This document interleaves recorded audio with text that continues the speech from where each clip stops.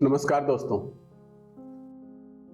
22 जनवरी 2024 का दिन भारत में वर्षों से राजनीति के प्रमुख केंद्र पर रहे राम मंदिर का उद्घाटन प्रधानमंत्री द्वारा किया जाएगा। बीजेपी और मीडिया के अनुसार सारा देश राममय हो गया है और 22 जनवरी के बाद से पूरे देश में राम राज आ जाएगा। लेकिन क्या सच में ऐसा हो पाएगा? क्योंकि उद्घाटन ही विवादों से भरा हुआ है।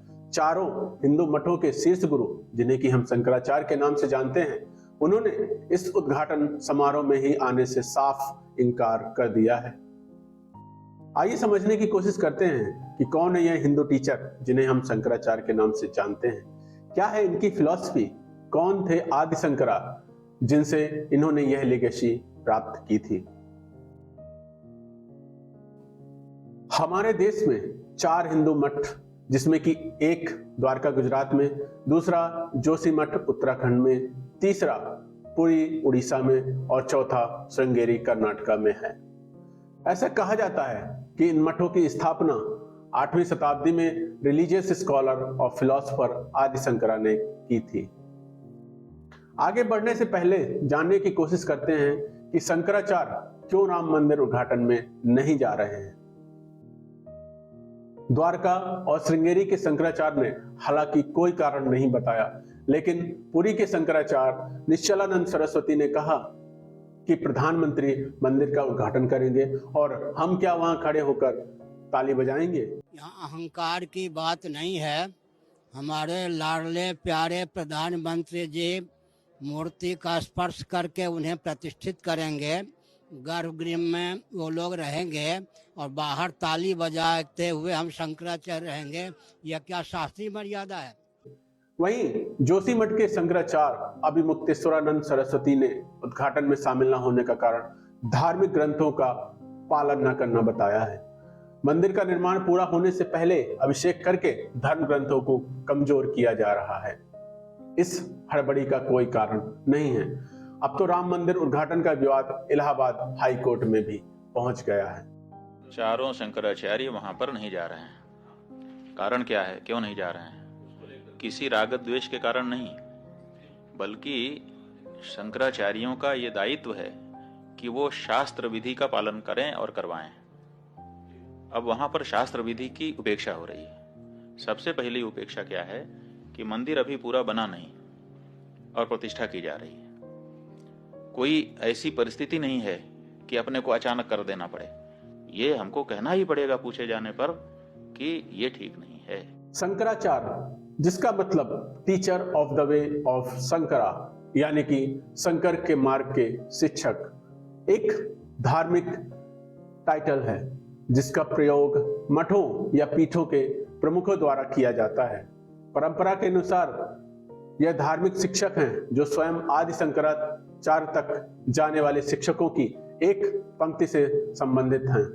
हालांकि 14वीं शताब्दी के पहले यह पीठ या मठों का अस्तित्व था, इसके बहुत कम एविडेंस मौजूद है, जब तक कि विजयनगर साम्राज्य ने श्रृंगेरी मठ को संरक्षण देना शुरू नहीं किया। इंडोलॉजिस्ट पॉल हैकर ने अपनी किताब फिलॉलजी एंड कन्फ्रंटेशन में लिखा कि साल 1386 से पहले श्रृंगेरी मठों के प्रमुखों का कार्यकाल औसतन 60 साल ही रहता था, जबकि अधिकतम कार्यकाल विद्या शंकरा का था, जो लगभग 105 वर्षों तक मठाधीश रहे।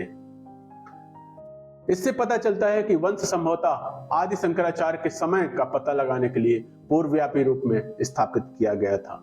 इस प्रकार इन मठों को वैधता प्रदान की गई, जो आज ज्ञान और शिक्षा के केंद्र बन गए हैं।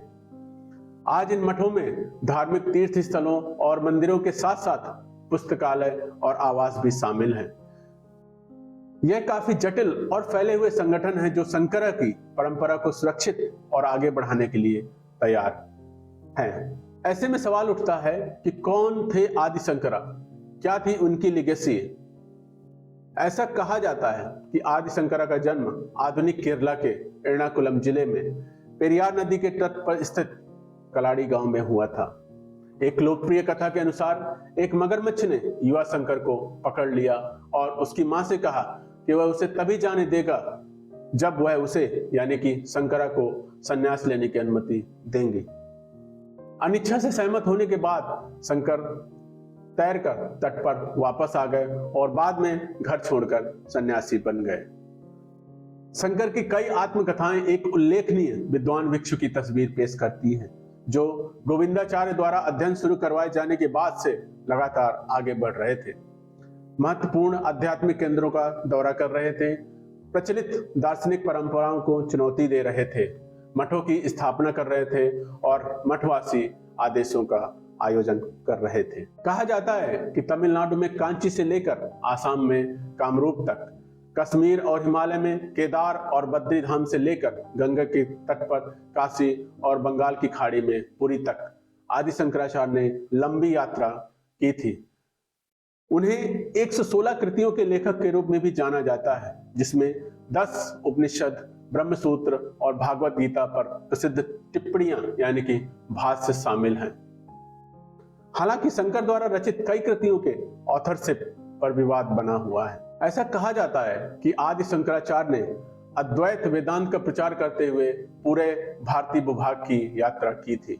अद्वैत वेदांत यानी कि हिंदू दर्शन और आध्यात्मिक अनुशासन का एक विद्यालय। अद्वैत वेदांत कट्टरपंथी अद्वैतवाद की एक औपचारिक स्थिति को स्पष्ट करता है। यह मानता है कि जो कुछ भी हम समझते हैं वह अंततः ब्रह्म यानी कि माया है और ब्रह्मा का सिद्धांत सभी चीजों की एकमात्र सच्ची वास्तविकता है। अद्वैत वेदांत का मूल जोर आत्मा या व्यक्तिगत चेतना और ब्रह्म या परम वास्तविकता की एकता में निहित है। स्टैनफोर्ड इंसाइक्लोपीडिया ऑफ फिलॉसफी के अनुसार इस दार्शनिक परंपरा की शंकरा के कार्यों में सबसे निरंतर प्रारंभिक अभिव्यक्ति मिली, जिन्होंने एपिस्टेमोलॉजी यानी कि ज्ञान मीमांसा और थ्योरीज ऑफ मेटाफिजिक्स यानी कि तत्व मीमांसा के व्यवस्थित सिद्धांतों के माध्यम से अद्वैत संचार करने का प्रयास किया, जिनके दर्शन और तरीकों में एक शिक्षक परंपरा शामिल है, जिसका उद्देश्य प्रत्यक्ष मुक्ति में परिणत होना है। अद्वैत की पहचान कि मुक्ति या स्वतंत्रता मोक्ष का पहचान का पर्याय है। शंकरा की लेगेसी क्या थी?